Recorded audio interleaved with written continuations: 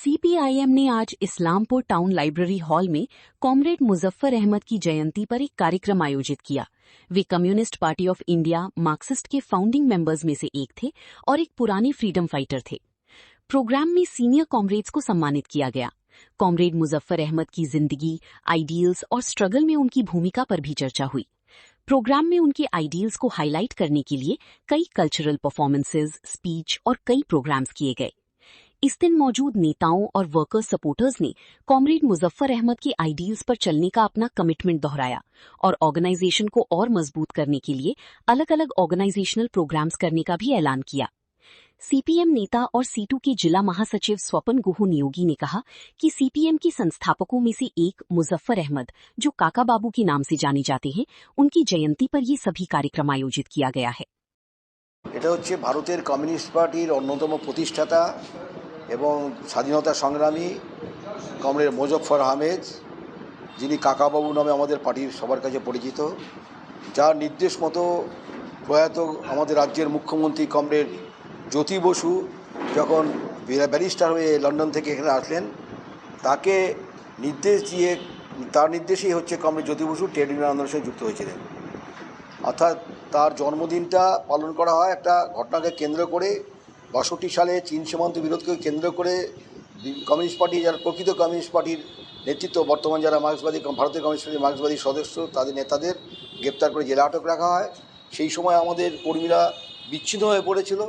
সেই বিচ্ছিন্নতাটাকে কাটিয়ে আবার নতুন করে সংঘবদ্ধভাবে সঠিক মতাদর্শগতভাবে লড়াই করার জন্য, সংঘবদ্ধ হওয়ার জন্য কমরেড মুজফ্ফর আহমেদের জন্মদিন পালন করার সিদ্ধান্ত গ্রহণ করা হয়। যদিও কমরেড মুজফ্ফর আহমেদ তা সেই জন্মদিন পালনের বিরোধী ছিলেন, কিন্তু এই বৃহত্তর স্বার্থে তিনি রাজি হয়েছিলেন এবং 1963 সালে রামমোহন লাইব্রেরি জেলা কলেজ স্ট্রিটে রয়েছে, সেখানে জমায়েত হয়ে মিছিল করে হচ্ছে তারা প্রেসিডেন্সি জেলে গিয়ে ফুলের স্তবক দিয়ে কমরেড মুজফ্ফর আহমেদকে সম্বর্ধনা জানিয়েছিলেন।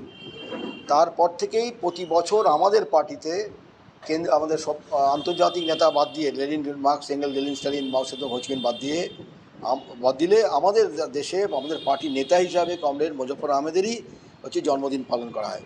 আর এবার 138তম, আজকে 138তম জন্মদিন। আজকে আমাদের পার্টির বিভিন্ন স্তরে পতাকা উত্তোলন, মাল্যদান অনুষ্ঠান হলো এবং আমরা 1985 সালে আমরা অতীতে যারা ছাত্র আন্দোলনের সঙ্গে যুক্ত ছিলাম, এসএফআই করতাম, আমরা একটা পাঠাগার হিসাবে কমরেড মুজফ্ফর আহমেদের নামে একটা স্মৃতি পাঠাগার গঠন করেছিলাম। সেই স্মৃতি পাঠাগারের পক্ষ থেকে আমরা প্রতি বছরে 85 সাল থেকে আজকের দিন পর্যন্ত আমরা এইভাবে ছোট্ট অনুষ্ঠান করি, ক্ষুদ্র অনুষ্ঠান, আলোচনা সভা, সাংস্কৃতিক অনুষ্ঠান আর সম্মাননা জানাই। সেই হিসাবে আমরা প্রতি বছর 3 জন করে আমরা অতীত সংগ্রামের সাথী বা পরিবারের শহীদ পরিবারকে আমরা সংবর্ধনা জানাই। এবছর আমরা জানালাম। এর সঙ্গে নতুন সংযোজন হয়েছে যে রায়গঞ্জে একটি সংগঠন আছে যারা দীর্ঘদিন ধরে কাজ করছে, সাথী সংগ্রাম এবং শপথ। সেই সংগঠনের পক্ষ থেকে তারা আমাদের এই মহকুমার 2 জন প্রবীণ নেতা, যিনি ভারতের কমিউনিস্ট পার্টির কানকি লোকাল কমিটির সম্পাদক ছিলেন, আমাদের কমরেড খিতেন চক্রবর্তী ইসলামপুরের সম্পাদক ছিলেন, তাদের সম্মাননা জানানোর জন্য আজকে একটা বিশেষ করে কমরেড বাচ্চা মুন্সি, তার স্মৃতি স্মরণে হচ্ছে সংবর্ধনা দেওয়ার একটা কর্মসূচি এখানে পালন করা। বইটা তাদের জন্য দিলাম যে বর্তমান দেশে যে ফ্যাসিবাদী শক্তি, বিশেষ করে আরএসএসের মদতে বিজেপি, তারা যেভাবে তৎপর হয়েছে এবং এটা আমাদের দেশের জন্য এবং সাধারণ মানুষের জন্য বিপদ।